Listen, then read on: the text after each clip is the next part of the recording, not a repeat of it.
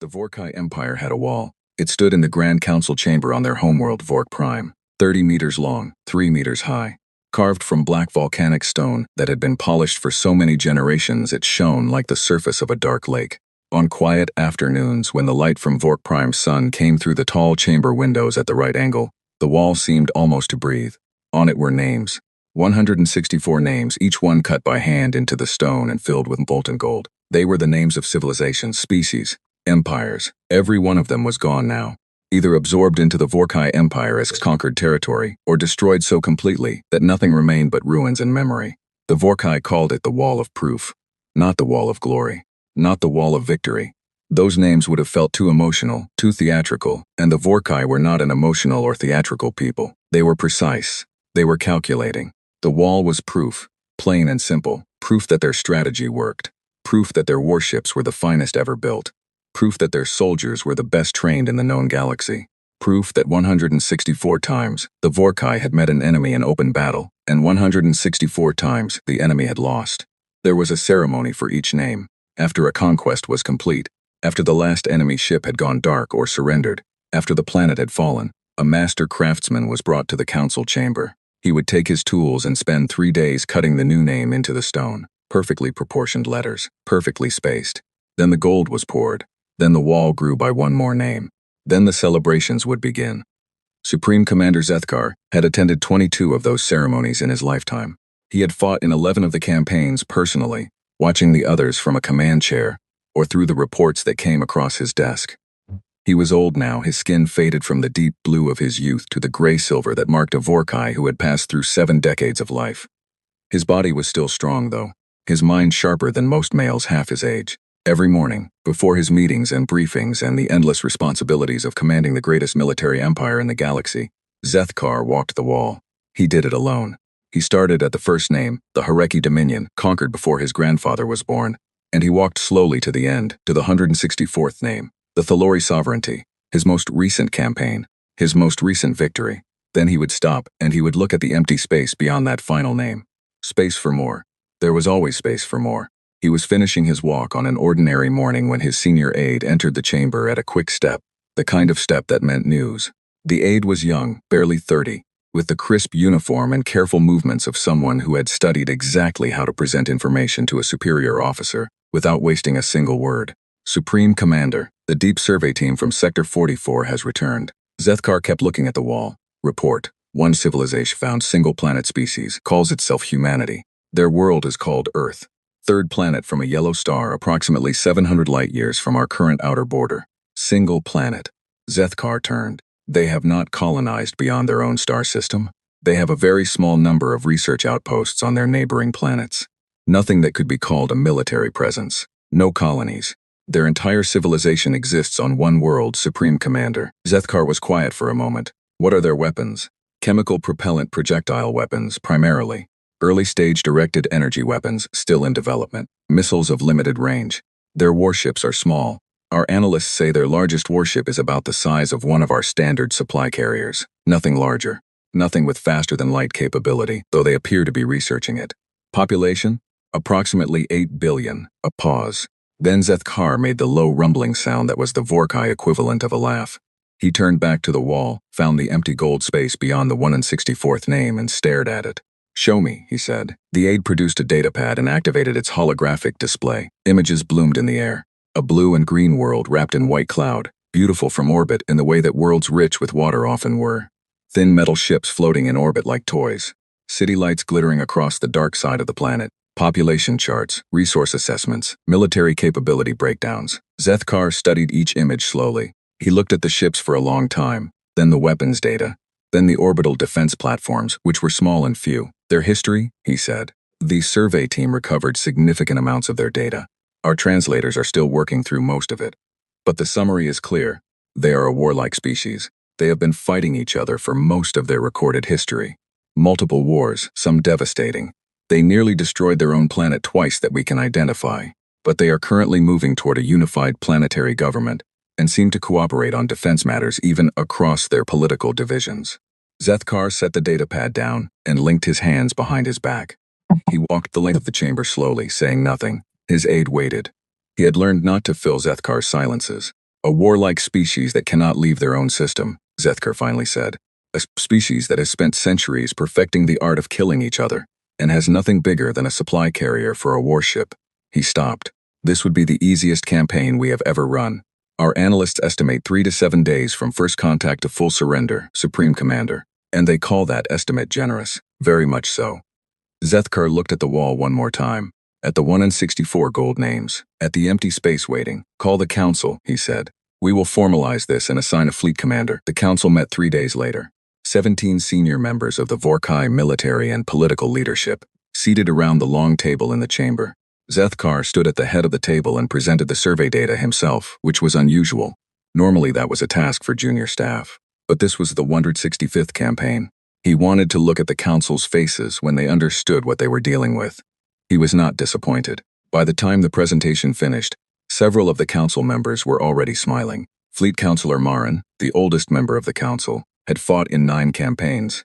He looked at the image of Earth, hanging in holographic display above the table, at its small ships and its limited weapons, and he said what several were thinking. We are sending a full fleet for this. We are, Zethkar said. Supreme Commander, with respect, a battle group of 10 ships would accomplish this in the same time. Why allocate 40 warships to a civilization that cannot threaten us? Because they are unknown, and the unknown is the only thing that has ever hurt us. The chamber was quiet. The older council members nodded. The younger ones listened carefully, understanding that they were being taught something. Fleet Councilor Marin said nothing more. The vote was unanimous. A full battle fleet of 40 warships would be dispatched to the human solar system. Fleet Commander Drath was assigned command. The finest active fleet commander the Vorkai had. Winner of 4 campaigns without the loss of a single ship to enemy fire. Some people thought assigning Drath to such a small mission was excessive. Zethkar thought it was appropriate. The 165th victory would be recorded for all of Vorkai history. He wanted it handled with complete perfection. The fleet assembled at the staging point over the following 3 weeks. 40 warships, ranging from fast patrol destroyers to 4 heavy dreadnoughts capable of cracking the surface of a moon. Carrier vessels with fighter complement, supply ships, and 6 troop transports carrying a total of 12,000 Vorkai ground soldiers, equipped with the best infantry weapons their empire could produce. Fleet Commander Drath reviewed his force from the observation deck of his flagship, the carrier dreadnought called Vorkai's Fist. He was a lean male, quiet, with a face that gave nothing away. He had read every report the survey team filed on Earth. He had read the translated portions of human history. He had studied their ships and their weapons, and their military doctrine in as much detail as the survey data allowed. Then he had set it all aside and written his battle plan in 4 pages, because that was all it required. He walked his captains one by one through the plan. Most of them had the professional calm of experienced officers. A few of the younger captains had a harder time hiding how they felt, which was that this was not a mission requiring much planning at all. One of his captains, a young male named Sirach, who was on his first campaign, said it plainly. Fleet Commander, their ships cannot survive one engagement with even our lightest destroyer. Their weapons cannot penetrate our hull plating. Their orbital stations are not designed for combat. By any measure, this is. Complete the thought carefully, Drath said. Sirach considered. A formality, sir. Drath looked at him for a moment. Do you know why the Vorkai have never lost a campaign? Our superior technology and because we do not treat any campaign as a formality. Drath's voice was flat and even, not angry, just certain. Every enemy we have ever fought believed they had something worth fighting for. Every species we have ever encountered surprised us in at least one way we did not expect. You will treat these humans as a capable enemy until they are defeated, and their surrender is in my hand. Then you may call it a formality. Captain Sirach straightened. Yes, Fleet Commander. After the captains were dismissed, Drath stood alone on the observation deck and looked out at his fleet. 40 ships hanging against the stars, quiet and vast, their running lights blinking in the dark. He thought about the human history files, the wars, the way they described their own wars, with horror sometimes, but also with a strange pride. The way they wrote about the ones who kept fighting when everything said they should have stopped. The way they celebrated people who refused to give up even when giving up was the logical choice. Stubborn, he thought. They are a stubborn species. Stubbornness was not a weapon. He reminded himself of that. All ships report ready, Fleet Commander, his communications officer said over his earpiece. Drath turned from the window and walked to his command chair. He settled into it, pulled up the navigation display, and confirmed the course plot to the human solar system. 17 days. All ships begin transit sequence, he said. The 40 warships of the Vorkai battle fleet began to move. Slowly at first, their massive drives building power, then faster, falling into the precise formation that Drath's battle plan required. They moved with the quiet confidence of something that had done this before. Many times. Something that had never lost. Behind them, on Vork Prime, the wall of proof stood in the Grand Council chamber, its 164 names gleaming. Space at the end, waiting. In the solar system 700 light-years away, a blue-green planet turned in the light of a yellow sun. Its oceans shimmered. Its cloud cover shifted. Its city lights blinked on as the dark side turned into evening. It had no idea. Or at least, that was what the Vorkai believed. 17 days away, something was moving through the dark of space, and it was very sure of itself. The signal reached Earth 14 days after the Vorkai fleet left their staging point. It came in on a frequency that no human-built receiver had ever picked up before. It came from far out in deep space, past the edge of the solar system, past the listening posts humanity had placed on the outer planets, past every sensor array that Earth's defense network had built in the last 40 years. It was faint at first, just a ghost signal that the automated systems flagged as unusual. Within 3 hours, the signal was strong enough to analyze. Within 5 hours, it was clear that it was not coming from any known human installation. Within 8 hours, the Deep Space Array at Lunar Station 7 had triangulated its source and confirmed what the senior analysts in the Defense Coordination Center in Geneva already suspected. The signal was coming from outside the solar system, and it was moving toward them. Defense Director Elena Vasquez was in the middle of a budget meeting when her deputy appeared at the door of the conference room with an expression she had learned to read over 15 years of working with him. That expression meant everything else could wait. She excused herself and followed him into the corridor. He handed her a tablet. She read it once, quickly. Then she read it again, slowly. Then she handed it back and stood very still for a moment with her eyes focused on nothing. "How long have we known?" she said. "Analysis team confirmed it 4 hours ago. They wanted to be absolutely certain before escalating." "Good. That was the right call." She started walking. "Get me the full signal data, the triangulation data, and every analyst we have who worked on Project Shepard. Now, and get me General Kane on a secure line. Already placed the call, Director. He's waiting." She nodded and kept walking. Vasquez was 47 years old, with dark hair that she kept short because she had no patience for anything that required maintenance. She had spent her career in planetary defense, working her way up from a junior signals analyst in the early days of Earth's Unified Defense Program to the Director of Global Defense Coordination, the most senior military position on the planet. She was known for 2 things. She never panicked, and she was almost always right. Right now she was thinking about something that had happened 31 years ago, when she was 16 years old, sitting in a classroom in Buenos Aires. Her teacher had put a question on the board. What is the greatest lesson history has ever taught us? The students gave the usual answers. Never start a war you cannot win. Power corrupts. Unite or fall. Her teacher had nodded politely at all of them. Then the teacher said, "The greatest lesson history has ever taught us is this. The one who prepares wins, every time. Not the strongest, not the largest, not the most advanced. The one who was ready." Vasquez had remembered that. More than that, she had built her career on it. The Defense Coordination Center was buried 200 meters below Geneva, in a complex that had taken 11 years to build, and that officially did not exist on any public record. Its full name, known only to about 3,000 people on the planet, was the Integrated Planetary Defense Coordination and Response Center. Everyone who worked there called it the Hole. Vasquez reached the Hole in 40 minutes. General Marcus Kane was already there, standing over the main tactical display table with 3 senior analysts. Kane was a big man, dark-skinned, with the kind of physical stillness that came from decades of military training. He had commanded the Joint Earth Defense Force for 6 years. He and Vasquez had worked together for most of that time. They disagreed on many things and trusted each other completely. "The signal has increased in strength again in the last hour," Kane said by way of greeting. "The triangulation is solid. Multiple sources, all converging on the same origin point. Fleet-sized energy signatures. How far? 3 days out from the outer edge of the system. At current speed, they'll cross the heliopause in 72 hours. Inner solar system in roughly 5 days after that." Vasquez looked at the display. A red marker was moving slowly toward the center of the map, toward the small blue circle that represented Earth. She looked at it for a moment, breathing slowly. "Is Shepard ready?" she said. Kane looked at her. The analyst near him found something to look at on the other side of the room. "Director," Kane said carefully, "Shepard has been in operational testing for 14 months. It has never been tested under actual combat conditions. We don't know. Is it ready?" He was quiet for a moment. "Dr. Patel says yes. Then it's ready." She pulled up a chair and sat down at the table. "Call Patel in, and I want the full Shepard team here within 6 hours." And Marcus, she looked up at him, start activating the contingency protocols. All of them. Kane nodded once and started giving orders. For the next 2 hours, Vasquez sat at the table and read files. Not the signal data, not the tactical projections, not the energy readings. She read history. The files she had put together herself, over many years, whenever she had time to think about the question that had occupied the back of her mind for most of her professional life. What would happen if something came for Earth? Not an asteroid, not a rogue AI, something that chose to come. Something with ships and weapons and the intention to conquer. The files she had built in response to that question were detailed, comprehensive. 30 years of reading, research, and planning, kept in an encrypted database that no one else could access. History files, mostly, not human history, alien history. It had started with the first confirmed alien signal, received 18 years ago.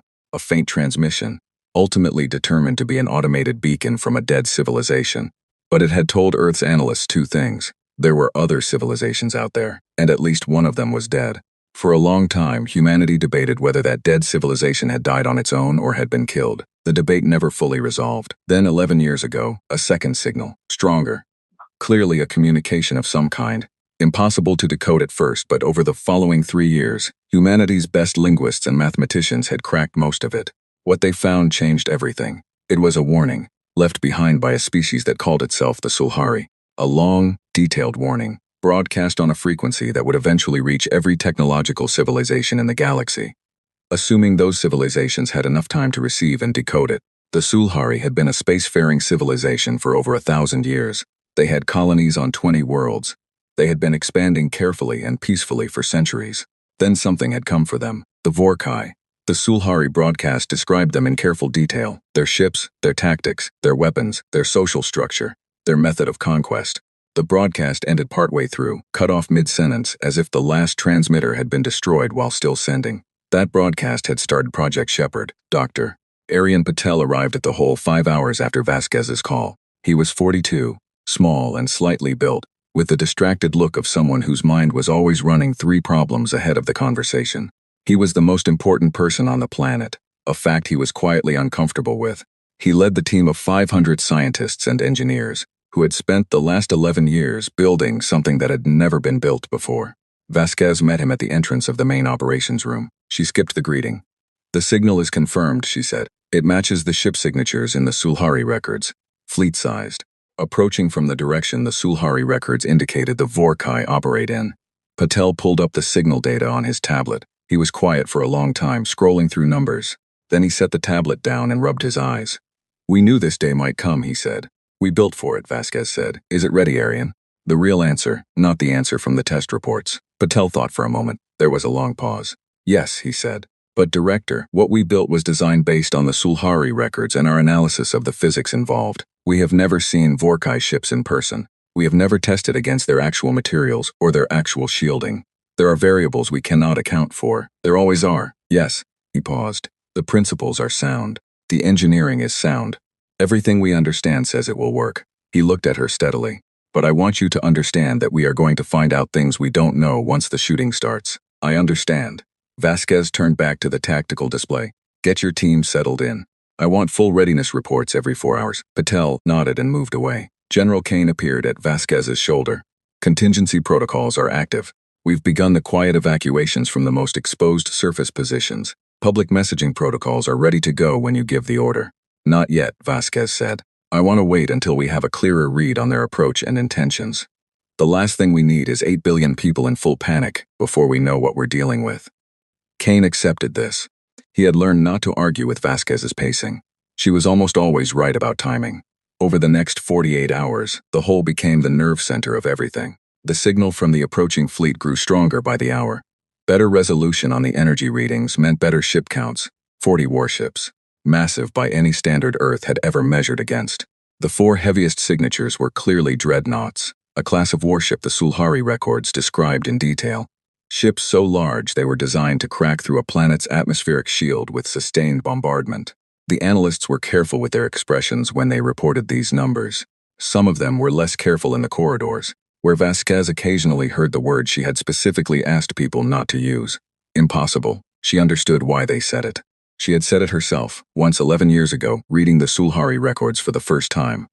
40 warships from a civilization that had beaten 164 other civilizations, coming to a planet that, as far as anyone knew, had never fought a battle beyond its own atmosphere. By any rational measurement, this was impossible to survive. But Vasquez had not spent 30 years preparing for the rational measurement. She had spent 30 years preparing for the actual fight. And the actual fight, she had always believed, was never decided by who had the better weapons on paper. It was decided by who had thought harder about winning. She stood at the tactical display on the last night before the Vorkai fleet would enter the outer solar system. The whole was quiet around her. Most of the staff had rotated for rest. The overnight watch moved slowly, checking their stations, updating their data. On the display, the red marker moved, steady, patient, certain. Behind Vasquez, on a secondary display that she had quietly left active, an image played on loop. It was from the Sulhari records, a planet the Sulhari had described in their warning. The third world they had tried to defend against the Vorkai. A world that had possessed more warships than Earth had by a significant measure. A more advanced civilization, better weapons, more experience in space combat. The Vorkai had reduced it to a scorched ruin in 11 days. She looked at it for a long moment. Then she turned back to the tactical display. She thought about her teacher's question, 31 years ago. The one who prepares wins, director. The overnight watch officer's voice was quiet. The fleet just crossed the outer heliopause marker. They're inside the system. Vasquez straightened. Sound the full readiness, she said. Wake everyone up. A moment later, the alarm tones began to sound through the hull. Soft but clear. People came awake, came to their stations, came to their posts. Vasquez looked at the red marker on the tactical display. Closer now. Still moving with that same steady, patient certainty. She had one thought, very clear and very calm. They have no idea what is waiting for them. And she smiled. The Vorkai fleet crossed into the human solar system on a Tuesday. Nobody on Earth planned it that way. It was just how the numbers worked out when you factored in transit speed and distance. A Tuesday afternoon, gray and cold over Geneva, with light rain falling on the roof of the building above the hole, somewhere 200 meters over Vasquez's head. The first thing Fleet Commander Drath did after his navigation officer confirmed they had crossed the outer system boundary was order a full sensor sweep. Standard procedure. Always know your battlefield before you enter it. The results came back within the hour. Drath sat in his command chair and looked at them carefully. His senior tactical officer, a veteran named Hross who had served in 3 campaigns, stood beside him and said nothing while Drath read. Hross had learned that Drath liked silence when he was processing data. The sweep showed what the survey team had shown him. 1 inhabited world, 3rd from the yellow star. Multiple orbital stations, none heavily armed. Several small defensive platforms. A scattering of minor installations on other planets and moons. A handful of small warships in various positions around the inner system. The sensor sweep also showed something the survey team had not included in their reports. What is this reading here? Drath said. He pointed to a dense cluster of small energy signals that appeared to be distributed throughout the inner system in a wide, loosely structured pattern. They were faint, easy to miss. The kind of thing that a less careful sensor operator might have written off as interference. Hross leaned over the display. He studied it. Low-power signatures. Very small individual sources, widely spaced. He ran the data through the analysis system for a moment. Could be debris, meteoroid material. Some of those signals look similar to the interference patterns we get in asteroid belts. Are there asteroids in that region? No significant concentration, sir. Drath looked at the readings for another moment. Then he looked up at the main viewport. The solar system was spread out before him, unimaginably vast, the yellow star bright at its center. Flag it, he said. Monitor those readings as we advance. I want to know if they change. Yes, Fleet Commander. Hross flagged the readings. The data analyst team was notified. They would watch it. Then Drath gave the order to begin the advance toward the inner system, and the fleet moved. And the flagged readings remained in the back of his mind, the way small things sometimes did. Present but unurgent, like a pebble in a boot that was not quite sharp enough to demand immediate attention. He had a surrender demand to deliver. In the whole, the moment the Vorkai fleet began its inner system advance, every display in the main operations room updated simultaneously. Vasquez was standing at the tactical table. Kane was beside her. Patel was 3 stations away, running calculations on a separate screen. The room was full, every seat occupied, every station manned. They're moving, the tracking officer said. It was unnecessary. Everyone could see it on the displays, but people say obvious things when they are nervous. How long to weapons range of the inner system defenses, Kane said. At their current speed, approximately 11 hours. Vasquez nodded. Any communications from them? Not yet. She had expected this. The Sulhari records described the Vorkai communication protocol in detail. They would advance to a position they considered optimal. Close enough to be visually imposing. far enough to be out of immediate range of any defensive response. And then they would send their message. A demand, short, blunt, surrender or be destroyed. The Sulhari had tried to negotiate, the Vorkai had given them 48 hours and then attacked. The second species in the records, the Dreth Collective, had tried stalling. Same result, different timing, same outcome. Vasquez had no intention of surrendering and no intention of negotiating. But she also had no intention of responding to the surrender demand in a way that would provoke an immediate attack before she was ready. She had a very specific response already written. It was not a surrender, and it was not defiant. It was carefully, precisely calibrated. 7 hours into the Vorkai advance, the communication came. It arrived on a broad-spectrum broadcast that hit every receiver in the solar system simultaneously. The signal was accompanied by a translation key. The Vorkai had done their homework with the survey data and translated their message into the most common human language, English, which meant their linguistics team was competent and their survey had been thorough. The message was read aloud by the communications officer in the hole. Her voice was flat and professional, which was exactly right. To the inhabitants of the planet designated Earth, you are addressed by Fleet Commander Drath of the Vorkai Empire. The Vorkai Empire controls 164 star systems and their associated worlds. Your civilization has been assessed and found to be within the expansion boundaries of the Empire. You are offered one choice: surrender your world peacefully and accept integration into the Vorkai Empire, or refuse and face the total destruction of your military capability and the occupation of your world by force. You have 12 of your planetary rotations to respond. Refusal to respond will be treated as refusal to surrender. Silence in the hole. Then, from somewhere in the back of the room, one person started to laugh. It was a short, involuntary sound, quickly suppressed. Vasquez did not look to see who it was. She understood the impulse completely. She had already read the pre-approved response that the full Planetary Council had signed off on 2 days ago. In the event that the fleet arrived and issued exactly this message, she had written it herself. Send the reply, she said. The communications officer sent it.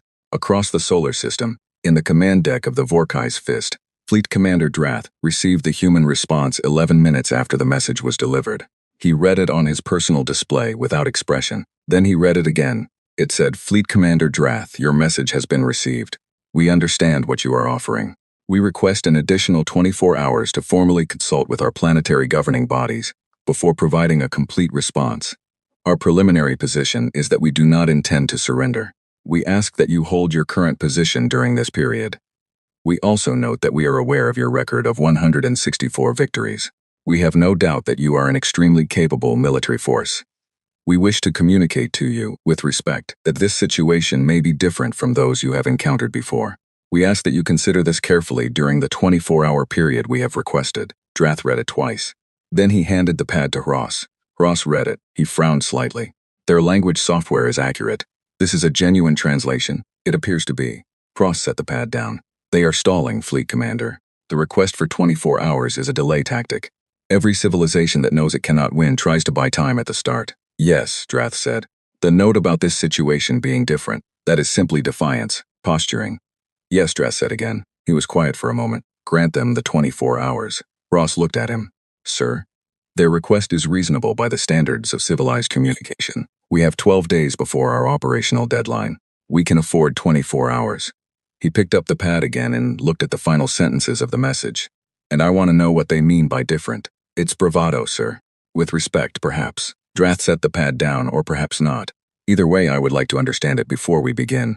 Continue monitoring all sensor readings, particularly those faint energy signals. Ross acknowledged and moved away. Drath spent the next hour reviewing the sensor data himself. The faint energy signatures he had flagged on arrival were still there, distributed throughout the inner system. They had not moved. They had not changed in intensity. Whatever they were sitting quietly, waiting. He could not make them fit any category he knew. During the 24 hours that followed, the hull operated at full capacity without stop. The Shepard network ran final activation checks. The defensive grid above Earth cycled through its last readiness tests. Every human warship in the solar system moved to its assigned position. These movements were made slowly, calmly, without the kind of large-scale maneuvering that might look like preparation for an attack. Vasquez had been very specific about this. Do nothing that looks aggressive. Do nothing that looks rushed. Give them no reason to strike early. On Earth's surface, the public had been told that a significant extraterrestrial contact event was in progress, and that all citizens should shelter in place and follow emergency protocols. The message was careful, calm, and deliberately light on specifics. There were some panic in cities. There was also, in many places, something harder to describe. A kind of collective steadying, a squaring of shoulders, a clenching of jaw. Humanity had been afraid before, many times, of plagues, of its own weapons, of storms and earthquakes and famines. Fear was not new to them. What they did with it was, on the 24th hour, Vasquez sent the formal response. Drath received it and read it on the command deck, standing this time, not sitting. Fleet Commander Drath. This is Defense Director Elena Vasquez, speaking on behalf of the unified government of Earth. We have completed our consultations. Our position is final. We will not surrender. We have inhabited this world for 300,000 years. We have fought for it, suffered on it, nearly destroyed it ourselves, and survived. We do not intend to give it to anyone. We are aware of your record. We respect the capability it represents. We are also telling you honestly that we are prepared for this fight, and we are asking you, one final time, to reconsider your course of action. If you choose to advance, we will defend ourselves with everything we have. This is not bravado. This is a statement of fact. The choice is yours. Drath read it. Then he put it down and said, all ships, battle formation. We advance on the inner system. The 40 ships of the Vorkai fleet began to move again, accelerating this time. Battle formation was a tighter, more aggressive arrangement. Ships positioned to provide overlapping fields of fire, to protect each other's flanks, to respond to attack from multiple directions simultaneously. It was the formation the Vorkai had used in most of their 164 campaigns. It had never failed. Drath stood at the main viewport and watched the yellow star grow slightly brighter as they advanced. Around it, a small blue-green world turned in its orbit, patient as planets always are. He thought about the response from the human director. One phrase stood out, 300,000 years. We have inhabited this world for 300,000 years. The Sulhari had been a spacefaring civilization for 1,000 years when the Vorkai destroyed them. The Thalori sovereignty, the most recent name on the wall, had been active for 800 years. Most of the civilizations the Vorkai had fought were measured in centuries. 300,000 years. He had not known humans were that old. He set the thought aside. Age was not a weapon either. Tactical, he said. What is the current read on those unidentified energy signatures? The tactical officer checked his station. His face changed slightly, just a fraction. But Drath saw it. Fleet Commander. The signatures have changed. They're no longer faint. Drath turned. Meaning what? Meaning they've powered up, sir. The officer's voice was careful and controlled. All of them. Simultaneously, in the last 4 minutes, the command deck was quiet. How many? Drath said. The officer ran the count. It took a moment, because the signatures were spread widely across the inner system, and there were more of them now than the sensor sweep had originally found. Many more. Fleet Commander. We are reading over 3,000 individual power signatures. Nobody on the command deck spoke. Drath looked at his sensor display. 3,000. Spread across the inner solar system, each one small, each one now showing active power levels. They had been invisible on arrival, or near enough, powered down, cold, waiting, like something in hibernation, like something that had been placed there on purpose, waiting for exactly this moment. He thought about the human director's words. We are prepared for this fight. This is not bravado. This is a statement of fact. All ships, shields to full power, Drath said. His voice was level, weapons hot. Maintain formation. And across the inner solar system, in 3,000 small vessels that the Vorkai had dismissed as debris when they first arrived, power levels continued to climb. They were not ships. That was the first thing the Vorkai tactical teams established in the frantic 10 minutes after the signatures powered up. The 3,000 objects were not warships in any traditional sense. They had no crew sections, no life support, no bridge, no command structure. They were machines, unmanned, roughly 2 meters long, shaped like nothing the Vorkai had ever classified in their database of alien weapons systems. Some were cylindrical, some were angular. All of them were now pointing in the same direction. At the Vorkai fleet, Fleet Commander Drath stood in front of his sensor display and absorbed this information with a stillness that his officers, watching him, found either reassuring or terrifying depending on how long they had served under him. Power output analysis, he said. The tactical officer, a steady professional named Vorel, ran the calculations. He had been running them since the signatures spiked. His screen was full of numbers. Some of the numbers were making him recalibrate his estimates, because the first results had come out wrong, and then the second results had also come out wrong, and the third results were telling him something that he was having real difficulty putting into a sentence. Fleet Commander, Vorel said carefully. The individual power output of each unit is small, comparable to a light shuttle engine.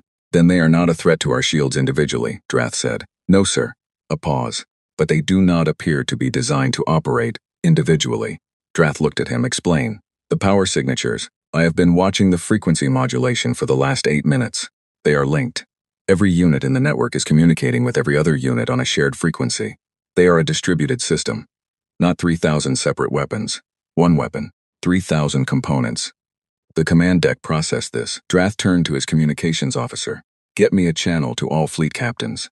In the hole, Vasquez watched the sensor displays with the same focus she had been bringing to them for the last 6 hours without sleep. The coffee beside her had gone cold. She had not noticed. Shepard network is at full activation, Patel said from his station. His voice had the tight quality of a man trying to sound calmer than he was. All 3,012 units are networked and responsive. Central coordination is holding. How long until they're in the optimum engagement window? At their current approach speed, 14 minutes. They're still in long range. I would not fire at this distance. He hesitated. Director, I want to note again that we have never tested this system at full scale against a real fleet. The simulations suggest. I know what the simulations suggest, Vasquez said. I've read them. When they're in the window, we fire. Patel nodded and went back to his screens. Kane appeared at her shoulder. Our conventional forces are in position. If Shepard doesn't perform as expected, we have the fallback formations ready. Vasquez said nothing. She was watching the fleet's approach on the main display. 40 red marker, moving in tight formation. Their battle configuration, clear, disciplined, tight spacing, overlapping defensive fields. Exactly as the Sulhari records had described. The Sulhari had tried to fight the Vorkai with conventional warships. They had matched the Vorkai's formation with their own fleet, trading fire, trying to use numbers and bravery to compensate for the technology gap. They had lost 200 ships in 6 hours. Then they had lost their home system. Then they had lost everything. The lesson Vasquez had taken from that record was not that the Sulhari should have fought harder. It was that they had fought the wrong fight. The Vorkai were supreme at conventional fleet engagement. There was no point in fighting them conventionally. You did not beat the best boxer in the world by trying to box them. Patel had understood this immediately 11 years ago, when she had first shared the Sulhari records with him. He had spent one evening reading the records, slept on it, and come back the next morning with a sketch on a notepad. It was rough, barely legible, but the concept was clear. You don't fight their ships, he had said. You fight the space between their ships. 11 years later, that notepad sketch was the most expensive weapons project in human history, and it was about to be tested. Drath was 2 minutes into his all-captain channel communication when the first Shepard units fired. The effect was not what anyone on his fleet expected, because they did not understand what they were looking at. It was not a beam weapon. It was not a projectile. It was not any classification of energy weapon the Vorkai database contained. What the forward sensor operator on the destroyer Vorkai Swift described, in the report that would be filed later, was a spatial distortion event originating from outside the ship. The Vorkai Swift was in the forward position of the fleet's left flank. It was a fast destroyer, 240 meters long, crewed by 108 personnel. Its shields were at maximum power and its weapons were hot. It was exactly where the battle formation required it to be. It ceased to exist at 14:32 Geneva time on a Tuesday afternoon. Not destroyed in the traditional sense, not blown apart by an explosion, leaving debris and energy signatures for the sensors to track. The Vorkai Swift's hull, all 240 meters of it, simply stopped being present in its location and did not appear anywhere else that sensors could find. Gone. The fleet's sensor network registered its disappearance as a glitch for 0.3 seconds. Then the computers caught up and redesignated the contact as destroyed. Drath was still on the all-captain channel when it happened. He saw the Swift's signal vanish on his tactical display, a ship that had been in his fleet for 3 years, crewed by people he had personally reviewed. There one moment and not there the next. Swift report, his communications officer said. Procedure. Even when you already knew. No response. Weapons signatures, Drath said. Nothing we can classify, Fleet Commander. There was a spatial anomaly reading at the Swift's position approximately 0.4 seconds before its signal was lost. We have no category for the reading. Drath kept his voice even. All ships evasive, maintain formation integrity. Sensor teams, full analysis of the anomaly reading now. The fleet began its evasive maneuver. It was a good maneuver, precise, disciplined. The kind of response that took years of training and experience to execute at fleet scale without losing formation integrity. The Vorkai were very good at it. It did not help. The second disappearance happened 40 seconds later. The dreadnought Unbroken Fist, 1,200 meters long, 600 crew, 4 massive main batteries capable of stripping the atmosphere from a small moon. There one moment, not there the next. No debris, no explosion, no final message from the crew, no wreckage tumbling away from the point of impact. Nothing, just absence absolute and complete, like a light that someone had switched off. In the hole, Vasquez watched the dreadnought's marker disappear from the tactical display. Around her, the room was so quiet she could hear the ventilation system. Then someone said very quietly, "Oh my God," not in fear, in awe. Patel was shaking slightly, she noticed. His hands on his keyboard were unsteady. He was staring at his screens with the expression of a man watching 11 years of his life either succeed beyond anything he had dared to imagine or fail in the most public way possible. He could not yet tell which. The numbers kept updating. The Shepard units were cycling through their firing sequence. The network was functioning exactly as designed. Better than designed, actually. The coordination latency was lower than the simulations had predicted, which meant the firing rate was higher than expected. "It's working," Patel said. His voice was barely above a whisper. "It's actually working." In space, the Vorkai fleet was in trouble. The third, fourth, and fifth disappearances happened in the span of 90 seconds. A cruiser, another destroyer, a second dreadnought, each one vanishing without trace, without debris, without the kind of dying that ships are supposed to do when they are destroyed. The Vorkai fleet's sensor network was screaming with anomaly readings that its analysis systems could not categorize, because they had never been programmed to categorize this. Drath stood at his station and watched his fleet shrink on the tactical display and forced himself to think clearly, to work the problem, to find the response. This was what the Vorkai did. This was why they had won 164 times. Find the pattern, find the source, neutralize it, tactical, trace the anomaly readings back to their origin points. Vorel was already doing it. He had been doing it since the first disappearance. The problem was that the anomaly readings did not trace back to a single origin point. They traced back to thousands of origin points, distributed across the entire inner system, each one firing in a coordinated sequence that Vorel's analysis system was working hard to map. Fleet Commander, the source is distributed. 3,000 individual units. Each unit produces a localized spatial distortion of limited range and power. The units are networked. They're firing in coordinated sequences that create compound events at the target point. "Can we target them?" Drath said. "Yes, sir. Their positions are now clearly readable. We can engage them." "Do it. All forward batteries. Prioritize the nearest units. Destroy them." The fleet opened fire. Vorkai main batteries were powerful. They were among the most destructive directed energy weapons in the galaxy. They could burn through conventional hull armor at long range, and had once, in the Thalori campaign, cut a military orbital station in half with a 3-second burst. The Shepard units had no hull armor. They were small, unshielded machines. The first Vorkai salvo destroyed 46 of them cleanly, each one hit, each one gone. 3,012 units became 2,966. The network did not miss a beat. The coordination frequency adjusted automatically for the missing nodes. The firing sequence continued. Another Vorkai ship vanished. Drath understood then. Not fully. Not in a way that told him how the weapon worked at a physics level, but tactically. With the cold clarity that had made him the best fleet commander his empire had, he understood the math. 40 warships. They could destroy approximately 100 of those units per salvo with coordinated fire if every ship was dedicated to the task. The network had started with over 3,000. To reduce it below operational effectiveness, if it had such a threshold, which was not guaranteed, they would need to dedicate every gun in the fleet to engaging targets that were spread across an enormous volume of space, while those targets were actively destroying his fleet one ship at a time. He could not fight the fleet battle and destroy the network simultaneously. "All ships concentrate fire on the network units," he ordered. "Destroy as many as possible, fastest possible rate." The fleet was down to 34 ships now. He could see it on the display. 34 ships fired everything they had. In the hole, Vasquez saw the incoming fire data and watched Shepard units being destroyed. The count ticked down from 3,012 to 2,900 to 2,700. The Vorkai were shooting fast and accurately, and they were doing damage. "Will they bring the network below operational threshold?" Kane said. Patel shook his head. "Not at that rate. Every unit they destroy, they lose another ship first. The math doesn't work for them. How many ships do they have left?" Patel checked. The display shows 32. On the tactical display, the red markers continued to wink out, one at a time. The pace was not fast, but it was relentless. Every 40 to 60 seconds, another ship ceased to exist. No wreckage, no emergency signals, no escape pods broadcasting their positions. Nothing remained of the ships the Shepard network was taking. That was the point. That was the physics of it. Patel had not told anyone, even Vasquez, the full detail of what the Shepard units actually did. Not because it was classified, though it was. Because he was not certain that anyone would have approved the project if they fully understood. The Shepard units did not destroy ships. They relocated them to a point in space approximately 4 light-years from the solar system, inside a region of dense molecular cloud where navigation was effectively impossible, and no habitable world existed within range of even a Vorkai ship's fuel capacity.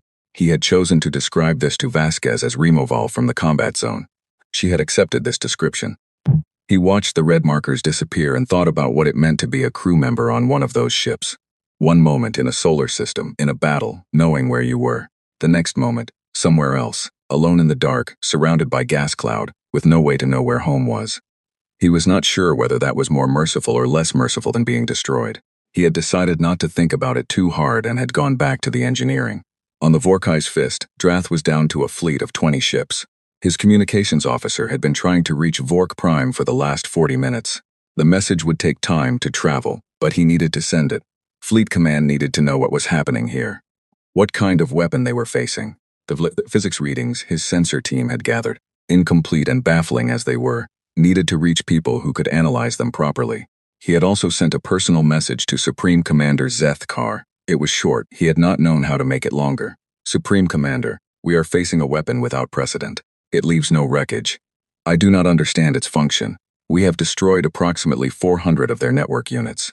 They have more than 2,000 remaining, and the rate of attrition is not sufficient. I am going to attempt a retreat and regroup. I believe we need more ships and better information. 23 ships lost. No debris, no remains. Fleet Commander Drath, he sent the message and turned back to his tactical display. 18 ships now. The Shepherd units were still firing. Still coordinated. Still relentless. Fleet Commander, Ross said quietly. He had been standing beside Drath's station for the last hour. Should we begin a retreat maneuver? Drath looked at his fleet. 18 ships. 47 minutes ago he had had 40. The network still had over 2,000 units operational. His gunners were destroying them as fast as they could, but it was not enough and everyone on the command deck knew it. He looked at the blue-green planet on the long-range display, turning, quiet. He thought about the human director's message. This situation may be different from those you have encountered before. Not bravado. A statement of fact. Yes, he said. All ships begin retreat maneuver. Full drive power. We are leaving the system. It was the first time in 4 campaigns in his entire career that Drath had said those words. The retreat order went out at 16:04 Geneva time. The 18 remaining ships of the Vorkai fleet turned. Drives at full power, forming up as best they could, pulling away from the inner system and toward the outer edge of the solar system, and whatever lay beyond it. The maneuver was clean, disciplined. Even now, with less than half the fleet remaining, the Vorkai executed a battle withdrawal the way they did everything else, with precision and control. Drath watched the inner system fall behind on his rear sensor display. The planet, the orbital stations, the network. He watched it all recede as his fleet built speed, and for a brief moment something in his chest loosened slightly. They were moving. They were getting out. They still had 18 ships. The retreat was working. Then the sensor officer said, Fleet Commander, the network units are moving. He turned. Moving where? They're repositioning. The officer's voice was very careful. Ahead of us. They're spreading into an intercept pattern. Drath looked at the tactical display. He saw it. The network units. Those small, unmanned, relentless machines were not just sitting in the inner system waiting for the Vorkai to come to them. They were mobile. They could pursue. Of course, they could. Of course they could. He looked at the numbers. How many network units had his fleet destroyed during the battle? Over 400. The network had started with just over 3,000. That left roughly 2,600 operational units. And they were now spreading out ahead of his retreating fleet in a pattern that was going to cut off the escape route. Can we go around them? He said. The tactical officer ran the calculations. It took 30 seconds. 30 seconds in which nobody on the command deck spoke. No, Fleet Commander. Their repositioning speed is sufficient to keep the intercept pattern ahead of us, regardless of heading changes at our current drive output. To outrun the repositioning, we would need to increase drive power beyond safe operational limits. Increase drive power anyway, Drath said. The engineer's report came back in 2 minutes. They could push the drives to 120% of rated output. It would risk drive failure. It might work. It did not work. The network units were faster at their repositioning speed than the fleet was at 120% drive power. The intercept pattern held and tightened as the Vorkai ships pushed harder. Every heading change the fleet made was matched. They were not being allowed to leave. In the hole, Vasquez watched the retreat attempt on the tactical display with her arms folded and her expression blank. They're trying to run, Kane said. I know. Do we let them? Vasquez was quiet for a moment. This was the question she had thought about more than any other in the 11 years of building Shepherd. Not the technical questions. Not the physics. Not the engineering, this question. Do we let them run? If she let them run, they went back to Vork Prime with sensor data, with information about what they had faced, with the knowledge that Earth had something that could defeat their fleet. They would come back. They would come back with more ships, better prepared, having analyzed whatever fragments of information their sensors had gathered. They had a wall with 164 names on it. They would not accept the loss of a single campaign without response. If she did not let them run, no information went back. No sensor data, no battle reports, no returning ships to tell the story of what had happened here. The Vorkai Empire would send a fleet to Earth, and that fleet would not come back, and no one in the galaxy would know why. That was a different message. She had thought about it for 11 years. No, she said, we don't let them run. Patel heard her from his station. He did not say anything. He turned back to his screens and made the adjustments to the network's targeting parameters that the order required. His hands were steady now. Whatever shaking had been in them earlier, in the battle, was gone. He was deep in the work, in the place he always went when there was a problem to solve. And in that place, his hands were always steady. The network units completed their repositioning and began their final engagement sequence. Drath's fleet had 13 ships when the second phase of the network's attack began. He had one option left and he took it. He split the fleet. 7 ships broke left, 6 broke right. 2, including his flagship, continued on the original heading. It was a maneuver designed to force the network to divide its attention, to thin out the intercept pattern, to create at least one lane of escape for at least some of his ships. It was a good maneuver. It was the correct tactical response to his situation. 3 of the 7 ships on the left vector disappeared before they had traveled 2 minutes on the new heading. 2 of the 6 ships on the right vector disappeared in the same interval. The network did not thin. The network did not choose a direction and commit to it and leave the others uncovered. It adapted. Instantly. Every change in the Vorkai formation was met with a coordinated redistribution of the network units that maintained coverage across all vectors simultaneously. 11 ships, then 9, then 6. Then the Vorkai's Fist Fleet Commander Drath's flagship was alone. He did not know what had happened to the other ships because their signals had simply vanished. The same way every other ship in the fleet had vanished, one by one. No last messages. No distress signals, no debris, just gone. Drath stood on his command deck and looked at his tactical display. 1 ship, 1 red marker, alone in the outer reaches of the solar system. Around it, the network units were repositioning for what was clearly a final engagement sequence. He thought about many things in the next few moments. He thought about Vork Prime and the wall and the 164 gold names. He thought about his captains and their crews and where they might be now, if anywhere. He thought about the human director's message, which he had read and reread many times since it arrived, and which he understood now in a way that he had not understood when he first received it. 300,000 years. He thought about what a species looked like after 300,000 years of surviving. After all the wars and plagues and disasters they had clearly lived through, because they were still here. After watching civilizations around them die off in the records. After receiving a warning from the Sulhari, maybe, in the same way they had received warnings the Vorkai had never seen. After 11 years or more, maybe much more, of building something specifically for this, not for glory, not for expansion, because something was coming for them and they intended to still be here when it arrived. He sent one final message to Vork Prime. It was short. Supreme Commander, 18 ships cannot retreat.